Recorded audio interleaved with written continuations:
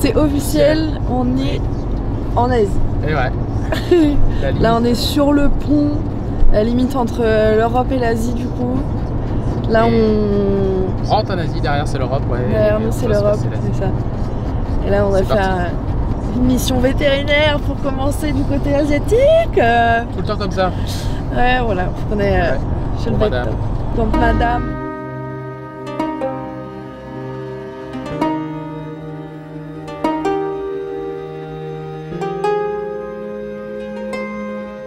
Malheureusement, le voyage n'est pas toujours gai. Et ce coup-ci, c'est Nala qui va nous faire des misères après avoir découvert du sang dans ses urines les jours précédents. Le verdict tombe. On se retrouve au veto. Des calculs. Choper des calculs et avec. Des parasites. Ouais. Ils nous ont expliqué qu'en fait ici il y avait des parasites sur le sol et avec les chiens c'était dangereux. Il y a tellement de chiens partout qu'en fait. Il faut des abîmés partout. Ils ont préconisé de lui donner de l'eau en bidon. Tu vas boire de l'eau en bouteille maintenant. Elle est pas toute jeune, elle a 8 ans.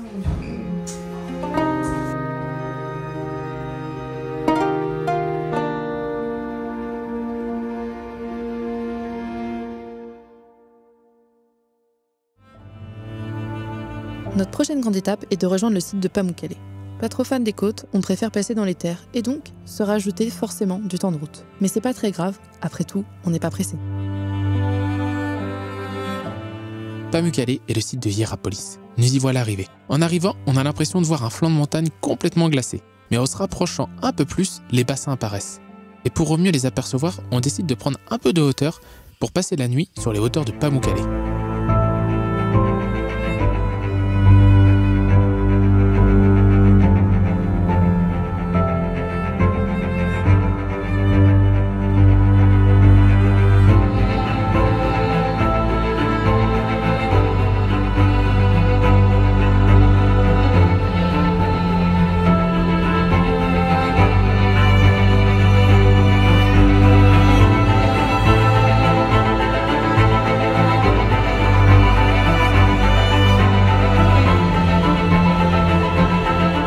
Avec ces 17 sources qui se déversent les unes dans les autres et qui forment ces grands bassins d'eau chaude avec une température avoisinant les 36 degrés, c'est un lieu vraiment prisé par de nombreux touristes du monde entier tout au long de l'année. Et en temps de beau temps, l'eau turquoise ressort. Mais malheureusement aujourd'hui pour nous, le soleil n'est pas du tout de la partie.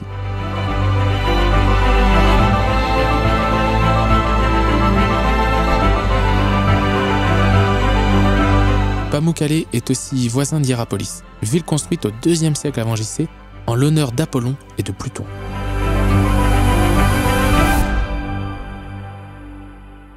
Nous revoilà.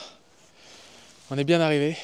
Après 4 bonnes heures de route, on est arrivé à Pamukkale et du coup c'est, comme tu as pu voir, ces bassins d'eau chaude en fait, et avec Hierapolis, donc sa cité romaine. C'est juste derrière nous, tu vois, regarde bien, juste là, tu vois. Et bon là il fait pas très beau, hein. Franchement on va pas avoir beau temps. Je te fais un petit zoom, tu vois bien comment c'est. C'est tout blanc, hein. Du coup, c'est vraiment des bassins blancs. La condition pour y rentrer, tu vois, c'est ce qu'on regardait. C'est qu'en fait, il faut être déjà. Tu vas dedans les pieds nus. Et je vais te dire que de ce temps-là, ce qu'on se disait avec Ismé, il fait pas très chaud. Et c'est surtout que c'est 30 balles. On peut pas se permettre de mettre 30 balles, tu vois, à chaque fois dans un truc comme ça. Parce que sinon, à la fin, tu vois pas, Istanbul, on avait fait Istanbul. On a ça, 30 plus 30 plus 30. À la fin, tu arrives à un budget qui est énorme. Sachant qu'en plus, du coup, c'est 30 balles. Et à Istanbul, c'était le cas. Il y a un prix touriste. Et le prix touriste, c'est, on va dire, quasiment 27 fois moins cher. Pour eux, les locaux, tu vois, on va dire, nous, on paye 30 balles. Eux, ça va être quelques centimes. C'est arrivé à Istanbul. Il y a des trucs à Istanbul, c'est comme ça. C'est très souvent le cas en Turquie, donc on peut pas se permettre de le faire. C'est très joli, hein, franchement, c'est classé au patrimoine mondial. C'est très joli, mais ouais, un peu trop, je pense. Ils m'ont payé 30 € pour faire un parcours pieds nus. Alors, avec 15 degrés. On se caille un peu les miches. Bon, on va rester au chaud dans la cellule derrière. Hein.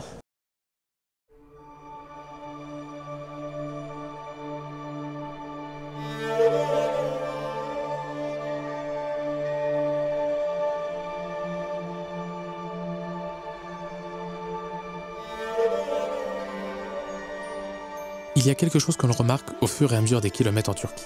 Ce sont ces checkpoints militaires. Il y en a vraiment très souvent. Et dans les deux sens. Certains sont des contrôles avec des policiers classiques si on peut dire ça. Mais d'autres sont vraiment plus impressionnants, avec des blindés militaires stationnés et des militaires qui effectuent les contrôles. Souvent, ce sont les mêmes questions qui reviennent. Où allez-vous? Et avec un contrôle plus ou moins bref des papiers, et avec notre turc approximatif, on explique tant bien que mal qu'on est français et qu'on visite le pays. Mais pour d'autres, moins de réussite. C'est fouille complète des véhicules et palpation du corps. Après plusieurs heures de route, on allait découvrir le lac de Salda, bien connu pour son eau bienfaitrice pour différentes maladies. Et quelle beauté qu'on allait découvrir au détour d'un bout de piste.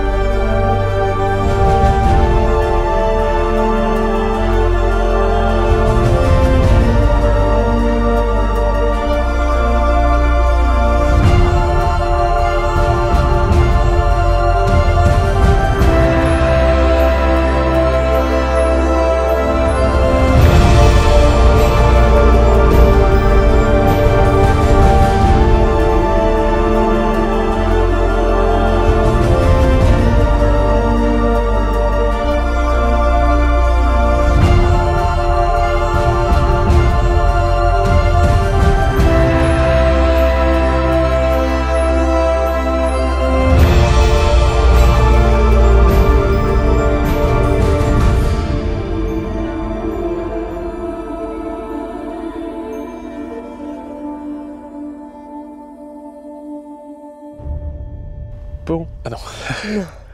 On est parti tôt ce matin là parce que le temps était vraiment pas dingue. Bah, il pleuvait. Ouais, il pleuvait, tu vois. Et le terrain était assez boueux, s'il venait à pleuvoir vraiment. Donc on a préféré partir un peu plus tôt pour venir du coup à ce qui est juste derrière nous. Et ce que tu as vu du coup avec les images du drone, c'est le lac de Salda. C'est, alors, on verra pas bien la caméra, mais là c'est vraiment avec les rayons de soleil, c'est vraiment bleu turquoise. Et en fait ce lac il est réputé, tu vois, pour être plus propre. Plus propre et le plus profond, le deuxième plus profond de Turquie. Il fait 184 mètres, tu vois. Alors moi qui ne sais pas nager, je pense que je vais vite finir au fond. Mais on ne peut pas se baigner, il fait trop froid. Ouais, il fait trop froid et il est super bon pour toutes les maladies, on va dire acné, les conneries comme ça, tu vois. On n'a pas osé s'aventurer un peu plus loin parce qu'en fait, on recevait déjà quelques gouttes. Et au sol, tu vois, c'est vraiment... là, voilà, c'est très fritable. On s'est dit que si on se prenait la flotte, bah, ça serait pas très cool. Et puis la route continue parce qu'on a encore pas mal de routes. On doit aller d'ici 15 jours, grand maximum, on va dire, à Erzurum chercher notre visa pour l'Iran. Mais ça, on aura le temps de t'en reparler, de donner toutes les infos, tout ça. La Turquie est tellement grande que en fait, on va faire un maximum de trucs, on a un minimum de temps. C'est pas ce qu'on préfère, mais voilà, on prend le temps, tu vois, là on est tranquille. On profite. C'est pas la course aux oignons, hein, mais en tout cas, voilà. Là, maintenant, après, on va aller au lac d'Egidir. C'est un petit lac qu'on avait repéré aussi et tout. On va faire tout. Voilà. Ouais, c'est ça. On va faire le bus touristique. Mais voilà, en tout cas, vraiment ici, l'été, c'est royal. Et en plus, c'est gratuit. En fait, tu vois, tu as des chemins là. Tu peux passer juste là, à travers les pins, et tu vas jusqu'au fond, tout là-bas. Et là, après, derrière là-bas, tu as une plage en fait. Tu as une plage vraiment sablonneuse. Et l'été ici, c'est très prisé et t'es pas embêté. T'as rien. C'est free. Donc vraiment, on te le recommande, le lac de Salda. Ouais.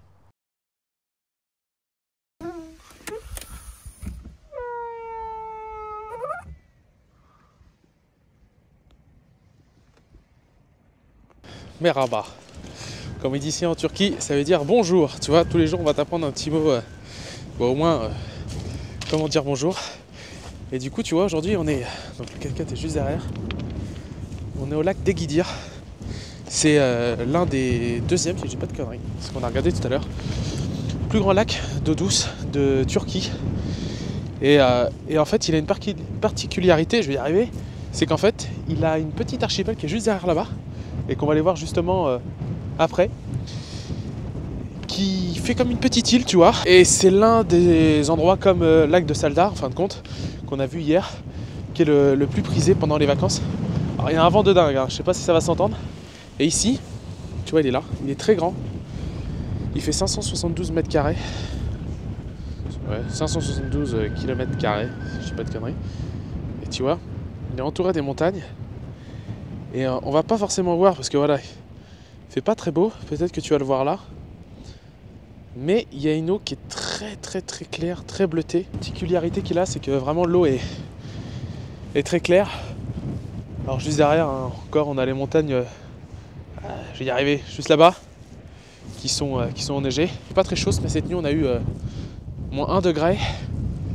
Et puis maintenant, on va se diriger vers Konya, une petite ville de Turquie.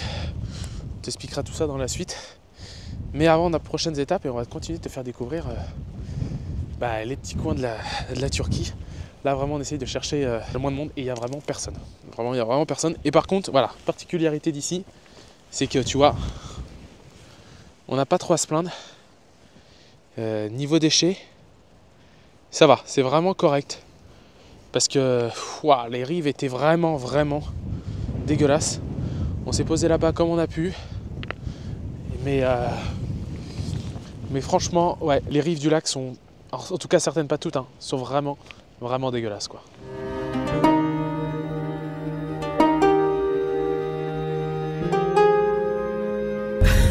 Du coup, ça a pas beaucoup d'intérêt là. C'est un peu un échec, c'est vraiment très estival. C'est estival. C'est que des restaurants et tout est fermé. Ouais, c'est vraiment. Là, il n'y a rien à faire. Alors, pour saison le coup. après, voilà.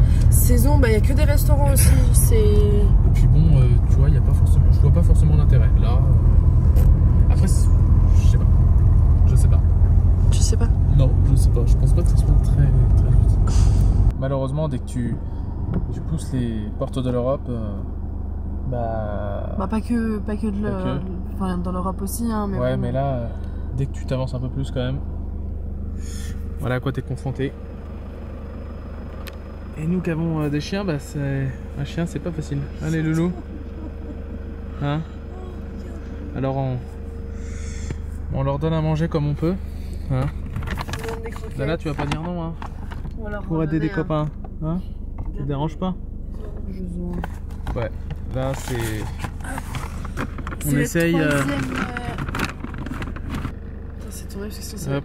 Et puis vous allez vous régaler le loup? Hey. Hop là. C'est la troisième. La troisième, au moins ils auront... Une gamelle chacun à peu près dans l'estomac. Ça peut leur... Si déjà ils sont très maigres. Hein. Si déjà ça peut leur donner un peu à manger pour un petit moment. Bon, c'est pas des croquettes pour chiot, mais voilà. Oui. Bon, par contre... oui, Nana elle en veut aussi. Nana à la fin maintenant. Par contre, tu vois, on voulait se poser. Bon, voilà, on leur a donné à porter à manger, hein, mais alors, on va pas se poser là. Hein. Là, c'est des Shetland, merde quoi. Faut savoir qu'en Turquie, faut pas avoir peur forcément des déchets, hein, et puis dès que tu quittes l'Europe, hein, dans tous les cas, tu vois ce qu'il y a juste là, derrière nous. Donc tous les déchets que tu peux voir là. Voilà. Hein. Bon là c'est hardcore, mais c'est très courant. Genre c'est... Ouais. C'est un truc de dingue, vraiment. Hein. Faut pas... En vrai, c'est con à dire, mais ça commence à devenir un peu banal à nos yeux, tu vois. Au bout d'un moment, les déchets, tu les vois plus, quoi. Ils ont pas du tout, tu vois, le même rapport avec nous, avec les déchets.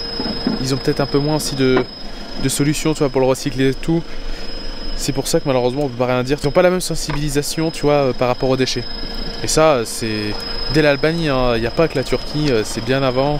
Et après la Géorgie, l'Arménie, tout ça, c'est valable un peu plus loin. Et puis je pense que ça sera valable tout le long du reste du voyage. Et tu vois, c'est ce qu'on se dit. Je pense pas que ça sera nous, et c'est ce qu'on n'arrête pas de dire, qui changeront, tu vois, le cours du monde, malheureusement, avec ce qu'on peut faire en France, quoi. Ah, je crois qu'on me demande dans la voiture. Je crois qu'on me demande, je crois que je suis appelé pour manger un kebab qu'on n'a toujours pas trouvé. Arrête!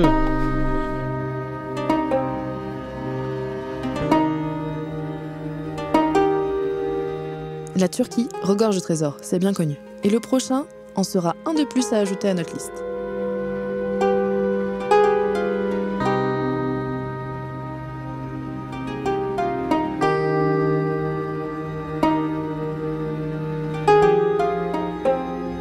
N'hésite pas à nous soutenir en t'abonnant et en aimant les vidéos, ça peut que nous aider.